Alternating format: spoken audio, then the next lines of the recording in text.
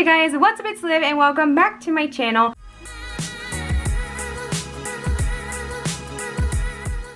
For today's video, I thought we would just do a really chill chit-chat, get ready for the video, but I just wanted to kind of talk to you guys while I get ready because I have to get ready anyway, so I figured why not chat? There's a lot going on and I feel like a lot that needs to be talked about. Let's hop on in. I'm going to... Oh my gosh. What do we think? So before I do anything, I'm just going to cleanse my face. So the first thing I'm going to do is just moisturize my face. I'm just using this Belief moisturizer. There are just so many things to talk about. I'm not even sure where I should start. We need to talk about this whole Black Lives Matter movement. I'm just using this green primer now. I'm just going in with my Arbonne foundation now. Something that I think is just so important to talk about is the Black Lives Matter movement and everything that's been going on since the death of George Floyd about 2 weeks ago, I want to say. I am very aware that I am white, obviously. I think I tanned. It comes to a point where you have to admit, if you are someone like me, that you will never understand what it's like to experience racism, but that is not an excuse to sit by and submit to oppression. I will never be able to fully understand what it is like to deal with racism, what it is like to be scared to sit in your car just because of your skin color, or go shopping, or literally do anything because of the color of your skin. But I do not think that it is an option to just sit by and not say anything while horrible things are happening every single day with racism. I'm in the position that I feel like a lot of people are in, where we're passionate about it, but we don't really know what to do. Because if you're like me and your job got screwed in the butt because of COVID, you don't have the money. As much as I want to donate every single day, it's realistically not practical. I don't have the funds to be able to donate as much as I would like, or you might not have money to donate at all. And you might be wondering, like, what can I do, because I don't want to just sit silent. I'm in the same boat as you, but what I have found is that there are so many ways to help that don't involve money. There are petitions you can sign, and there are sites to help educate yourself. In my description, I will link a bunch of places and things that you can do to help support with absolutely no money. I fully understand how frustrating it is to want to help so bad, help fight the injustice, but just not having the finances and not being able to go to rallies. I mean, coming from a white female, I think one of the most important things that we can do is just to really educate ourselves. I'm just gonna be super honest with you guys and candid. I don't even think that I fully understood what it meant to have white privilege until I researched it and gave myself the opportunity to learn about what it meant to have white privilege. I personally am not scared of driving because I do not fear getting shot, and that is white privilege. I am not afraid of going shopping. That is white privilege. I'm not saying that because you are white, you are the reason or you are the cause or anything like that. But what I am saying is that if we sit in silence, you're choosing to join the people that are causing the situation. Things will not change unless we demand it. And it might just feel like you're helpless in a time where people really need your help. So again, I will link down below ways and resources that you can help without breaking your bank. Moving on to some other topics, I really wanted to talk to you guys about my current health update because it's crazy. As you guys probably have seen in the Helen vlog, I talk a lot about what it's like to deal with chronic pain. After I got back from my Helen trip, I finally decided to take charge of my own life. Multiple months later, because I suck at doing anything right away, I finally decided to take charge of my life, demand to feel better. After a lot of research, I decided to go back to my naturopath doctor, who I really liked when I was a young girl. My mom took me there and I loved him. Now, that was the best decision I could have ever done, because when I say I finally took charge of my health, I mean that I went to like a nutritionist, because I have been going to doctors about my health for years and years and years. I have spent probably over $6,000 of my own money, probably like $20,000 of my mother's money when I was under her roof. It has been a financial journey to get to where I am today. This did not come easy. I'm just gonna give you a quick rundown of my symptoms so you guys kind of know where I was at, what I was dealing with. I was sick all the time. I can never hold any food in my stomach except for white rice. Obviously, you can't just eat white rice for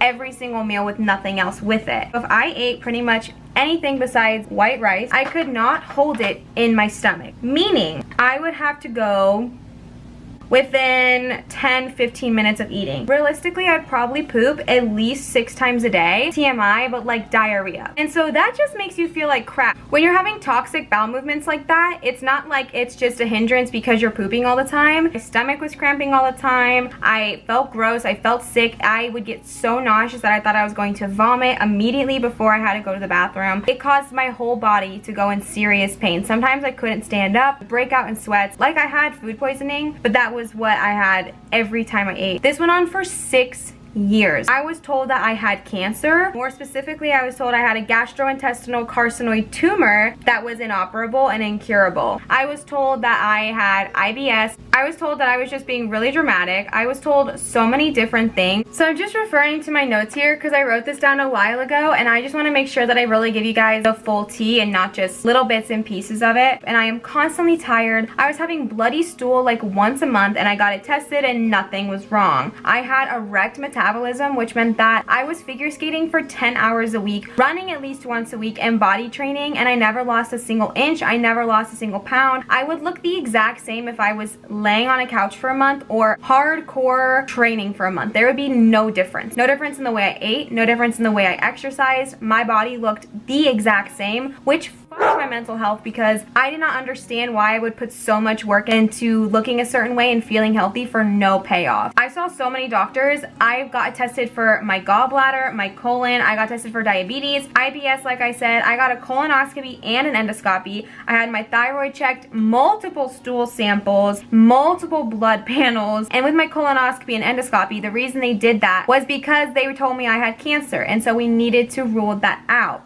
Did not have cancer, but they found nothing wrong. My tests always came back negative. I was just a complete question mark, which really started to make me doubt myself and think that maybe what I was doing was just exaggerating my symptoms and that maybe I really wasn't experiencing pain and maybe I was just being dramatic like all of the doctors told me. I ended up in the hospital for these issues twice and the emergency clinic probably like 100 times, enough that they knew me by name and did not even need to weigh me because I went there so often. They were just like, oh, Olivia's back. I ended up just being told that the reason I'm having all of my health issues was just because I was a giant ball of stress.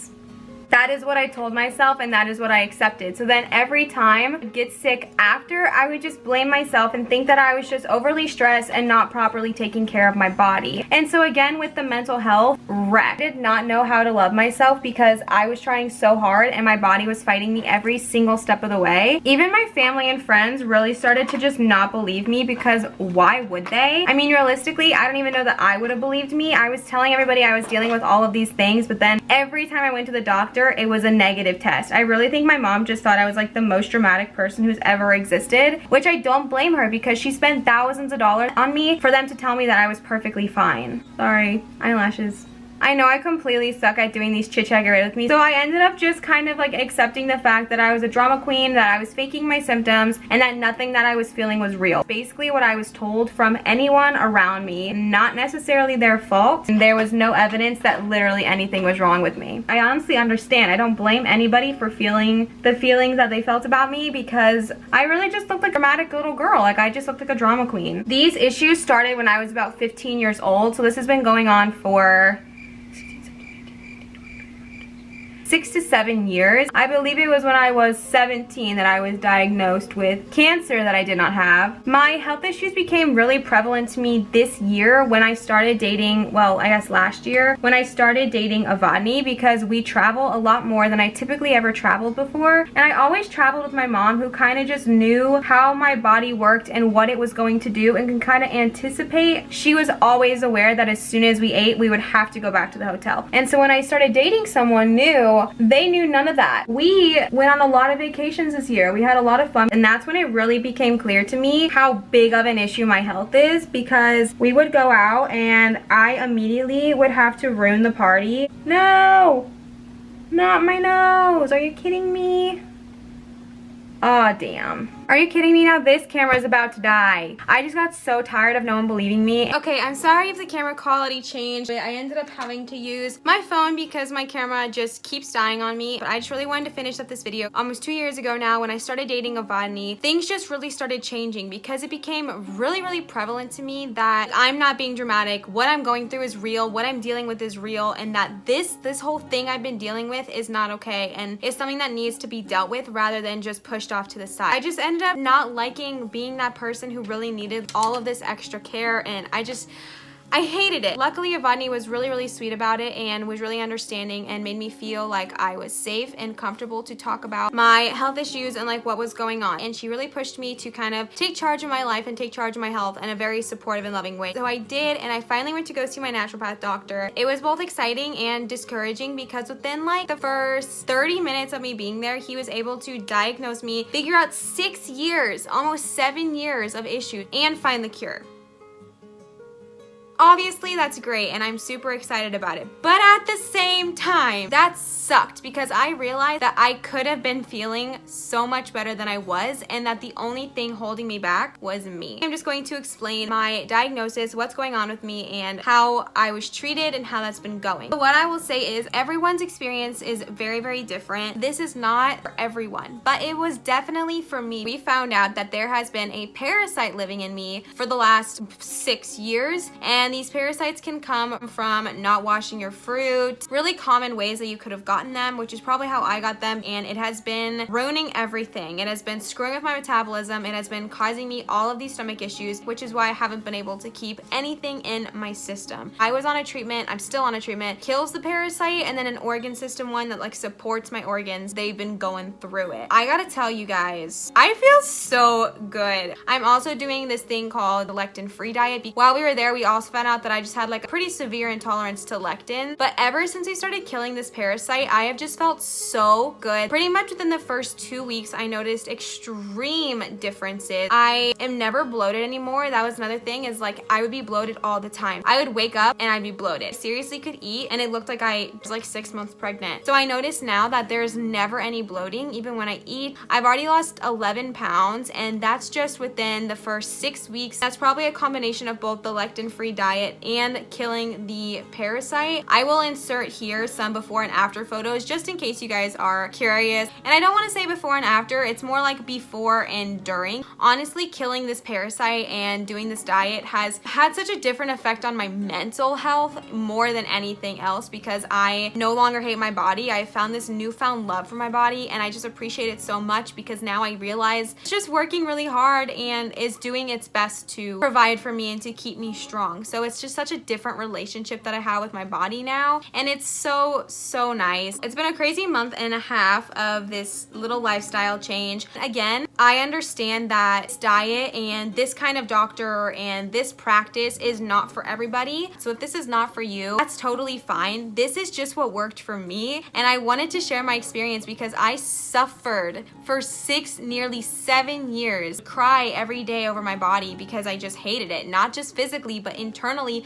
I hated myself, and I know that I'm so lucky. I have limbs that work, I have legs that walk. I am very blessed. Like, I'm so fortunate. But when you're in this area of chronic pain, never seeing any reprieve, it's like you forget how lucky you are because all you can think about is how much pain you're in. That has been the biggest, craziest change, and I wanted to share this to hopefully give you guys some hope that if you are out there and you are just suffering in pain with anything you're going through, this is just a gentle reminder that you can take ownership of your health. For the longest time, I just didn't think that I was worthy of taking care of, and I didn't find myself of value, so I didn't think that it was important for me to feel good. But I am here to tell you, you are worth it. You are worthy of taking care of. You are so valuable and essential. Your health is super important. Your mental health is super important. Every aspect of you is important and valuable enough to take care of. That's my soapbox. love you body. Know that I'm not even like fully ready. I still have like this on, but I just really wanted to catch you guys up. Also, don't forget that down below in the description are so many links that you can help support Black Lives Matter movement without having to physically donate money or go to protests if those two things are not something that you are able to do. And we can all fight this together and make a huge difference as long as we all do it together. That is all I have for this week's video. I hope you guys didn't mind this ridiculously chit chat get ready with me video. I will see you guys for my next video. Bye.